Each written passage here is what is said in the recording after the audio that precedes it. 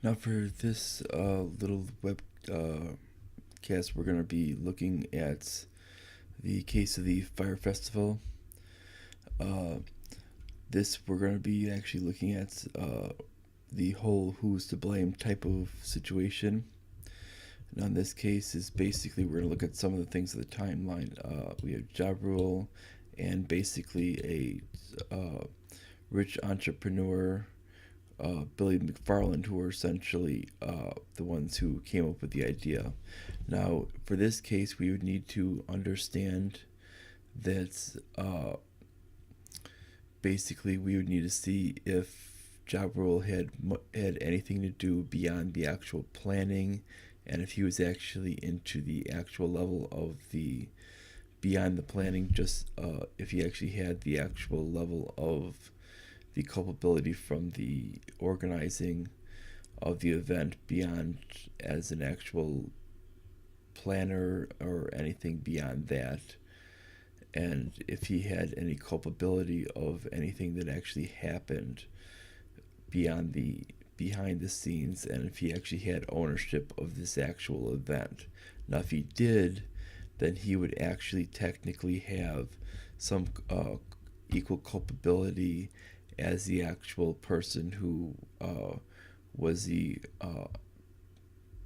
entrepreneur as well that he worked with. He would essentially have equal culpability. And if that's the case, that would be that would be a problem as well.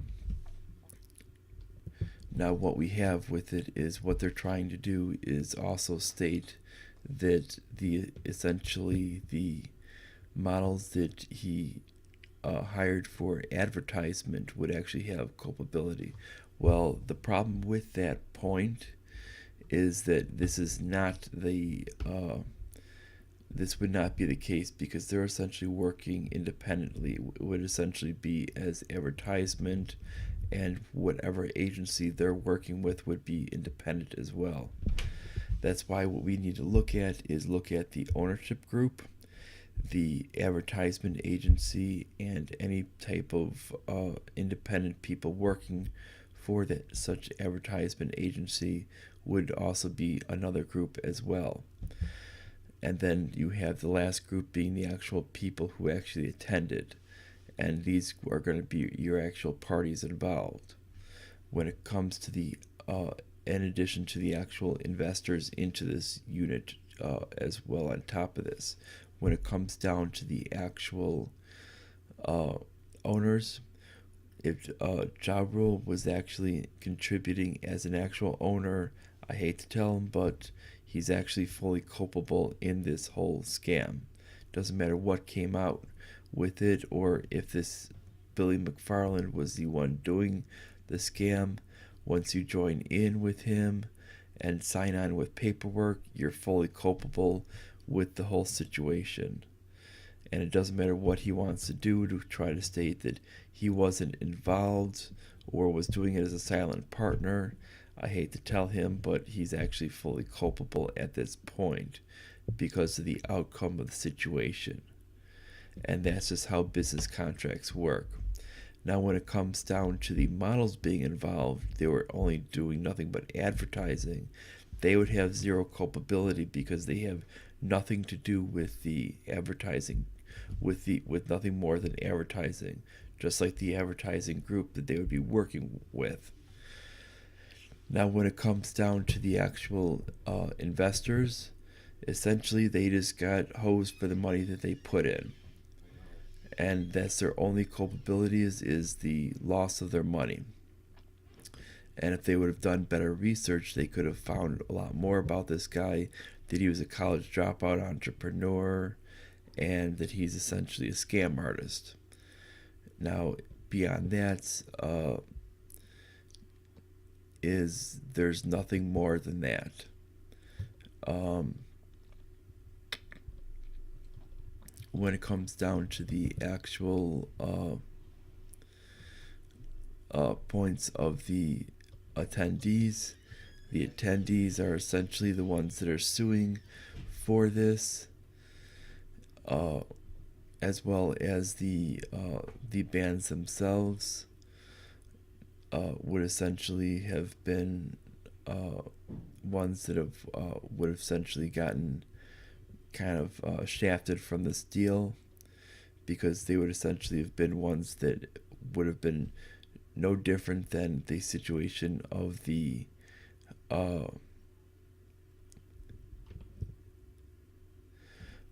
would have been no different than the situation of situations like the people attending, and would have been essentially just drafted in to perform, and that would be no different. They're essentially added on after the festival is set up, and that's where we're sitting at now.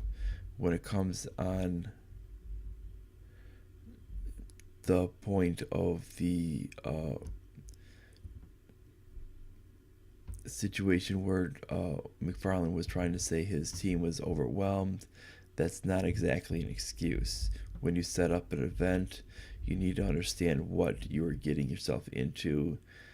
And Ja Rule's statement saying that that it was not a scam and it wasn't his fault, he can't exactly come up with that, because there's certain standards of you need to essentially get what you pay for when you pay for an event, especially with something an event like this, which was essentially a very very expensive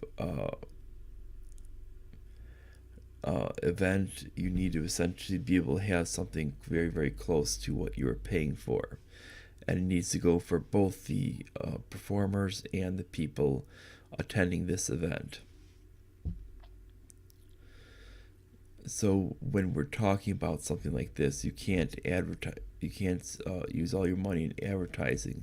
This would essentially go down as essentially a Ponzi scheme. Now it doesn't matter that Ja Rule did not get one penny of this Ponzi scheme. It still goes on that he's still listed as part of the ownership group, and that still goes down as fraud, because he essentially is within this ownership group that committed fraud. Just because he wasn't the one who received the money does not mean he's not culpable. He's essentially culpable in the ownership group that basically caused this for both A, the performers, and B, the actual people who attended this event. Plus, he might be able to we might be talking about the actual culpability for the damage to the people who are on the advertising end, as they were essentially providing a service and their names got dragged through the mud for no reason. This is why when we go back to the people that were acting as models, like Kendall Jenner, Ashanti, Bella Hadid, Emily Ratajkowski, and Haley Baldwin. Essentially, when it comes to them and whatever groups that they're working with, and with each one of their groups that they model for, we're talking with them for these ads. We're talking that they're essentially being dragged through the mud for something that they essentially had nothing to do with. And this is a huge problem for something that we need to be looking at, where they are essentially nothing more than a third party, and they have nothing to do with the actual event itself. They weren't the ones essentially on the financial end telling them to essentially give substandard lodging and substandard food items, and essentially create a miserable experience for these people, while basically the ownership group was living high in the hog off the investments and the ticket fees, and robbing the investors, and then robbing also the people going, and basically creating essentially a horrible event for the actual people. It didn't matter that Ja Rule was basically trying to create this illusion that he was basically not really involved. He's really, as the ownership group, he's just as culpable. Once you put yourself on the ownership group and not just an advertiser, uh, essentially you're just as culpable. It didn't matter that McFarlane was guiding the overall strategy and direction of it. It's once your name's signed on there as the ownership group, you're culpable. And the only ones that can avoid culpability is any of the uh, people who are actually just partnerships with advertising, such as Samsung and Casamigos Tequila were also ones that were actually a partnership as well. So when you have these ones that were actually using that, those ones can avoid culpability, saying we're just advertisers for this unit just as much as the models can avoid culpability. And the only ones you have left are Ja Rule and Billy McFarland. These are the two ones who essentially have to pay for this whole event. And if they would, for the whole event as fraud from the actual criminal standpoint. When it comes down to the actual investors, essentially they're just going to be out of their money because they did not do their actual in their homework on who this person was, and that's what happens when you do that. When we look actually at some situations, such as on going to an article from Forbes, we could have seen that basically these investors could have basically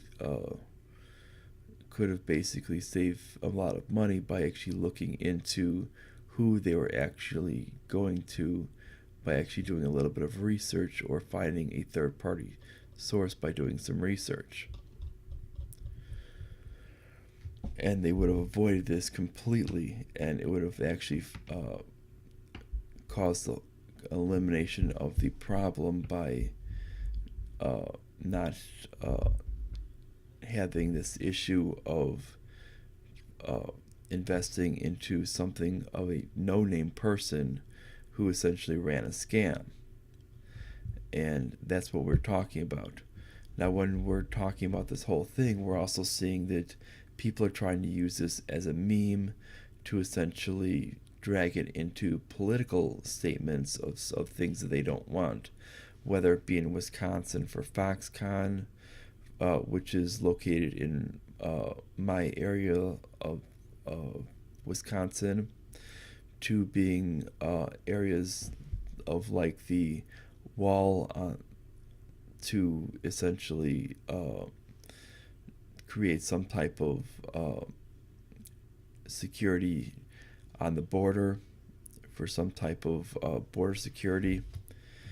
And they're basically using this as some type of comparison, and which is really become something horribly wrongly done, because we're comparing things that are not even remotely close. This is something that is definitely a Ponzi scheme, and was definitely done without anybody even thinking first for the actual people involved, and end up resulting in people getting the short end of the stick. If we want to include something that's another Ponzi scheme, we can include the way that the system of Social Security works. As a Ponzi scheme, we can look at the way taxation works. That's another Ponzi scheme. We can include the way the financial system works with the way they keep upping the inflation, so that you keep losing purchasing power every year, and yet that purchasing power ends up going into the financial sector, and these corporate and commercial banks end up getting that, and those who invest in those commercial and corporate banks get that money. And a lot of times those are only privileged people who have access to that ability to do so. And then the central banks end up getting a lot of that money. So, and then they give special discounts to these banks and such. And this is where a lot of this is where we can actually call out Ponzi schemes. Is what happens really with the government. I mean, if you want to call a Ponzi scheme, call it a Ponzi scheme where it exists. Don't just start doing it for political reasons of saying, I don't like this because I don't like this business building here because it's not in my area of the state. Or I don't like this wall because it's not letting illegal people cross the border because it'll help my political party if they cross the border, and then we can give them citizenship so they can vote. So I don't like that, so I'm going to basically use the next political meme to basically make it swing my way. And this is where we need to call things what they are and actually stick to what this story really is. And that's where we need to sit to things where they're actually real. Actually call news as it is. Don't read into the story further than it really is. And this is where we need to sit at. And this is one of the things with what the media will do. The media will read into things that aren't there. And I think this is where there's a lot of discontent with the legacy media. Is there's a lot of people that say, stop reading into what's not there and just give me the raw facts and I will make my own decision. And this is not what's happening. Now, if you like this video, like, subscribe, and comment, please. I'll get back to you as soon as possible with your comments. And then share this on social media with your friends and share it publicly so we can get people back here to subscribe to my channel. Get me up to monetization as soon as possible so I can upgrade my quality of my equipment and maybe make some money, because I'm on disability, as we all know, as you've probably learned from my other posts, like introduction and my vlog post. And I will see you next time, and I hope you like the way this one turned out. Okay, bye.